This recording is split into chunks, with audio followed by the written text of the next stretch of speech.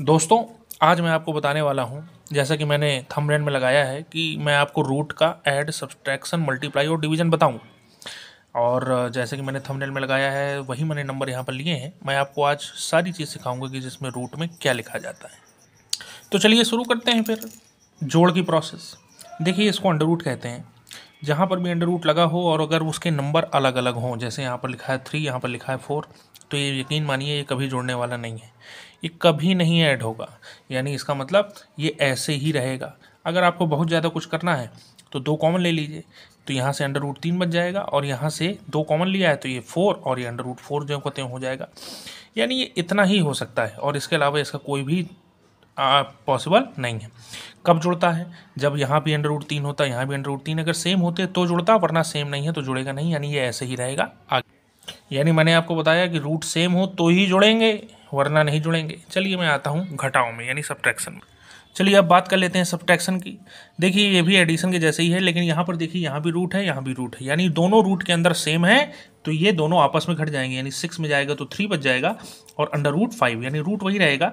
लेकिन ये कब घटा? ये तब घटा जब ये दोनों के दोनों रूट सेम है। यानी रूट सेम है तो ही पूरा घटेगा, वरना वही रहेगा। और रूट अलग है तो कुछ भी नहीं हो सकता उसका। लेकिन अगर रूट सेम है तो ही वो जुड़ेगा, घटेगा। चलिए आगे चलते हैं। चलिए इसी प्रोसेस में हम लोग मल्टीप्लाई और डिवाइड का भी देख लेते हैं प्रोसेस।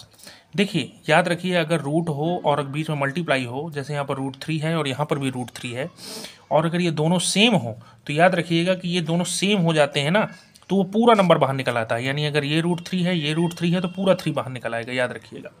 जैसे यहाँ पर अगर रूट 4 हो और रूट 4 हो तो इसका आंसर पता है क्या होगा? ये पूरा का पूरा 4 हो जाएगा। याद रखिएगा, अगर 2 रूट हो उसके अंदर सेम नंबर हो तो पूरा का पूरा नंबर निकल आता है। और बाहर का भी मल्टीप्लाई कर दीजिए तो ये 9 3 27, यानी इसका मतलब 27 3 81, हमारा आंसर ये हो जाएगा। यानी रूट की प्लस की प्रोसेस, डिवाइड की प्रोसेस, मल्टीप्लाई की प्रोसेस और एडिशन की प्रोसेस सबके अलग है।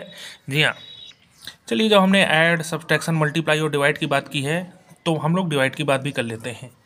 यहाँ पर देखिए, ये 36 अंडर रूट 5 है और यहाँ पर दिया है 6 अंडर रूट 5। याद रखिएगा, अगर दोनों रूट सेम हैं तो ये आपस में कट जाएंगे और 6 से कट जाएगा ये 36, यानी आंसर आ जाएगा हमारा 6। यानी ये याद रखने वाली बात ये है कि अगर रूट सेम है तो आपस में कट जाएंगे, वरना रूट सेम नहीं है तो वो आपस में कटेंगे भी नहीं, नंबर बस कट जाएंगे। तो ये कुल मिलाकर के मैंने जो आपको बताया वो मल्टीप्लाई, डिवाइड, एडिशन और सब्ट्रैक्शन का जो रूट का प्रोसेस है वो मैंने आपको बताया।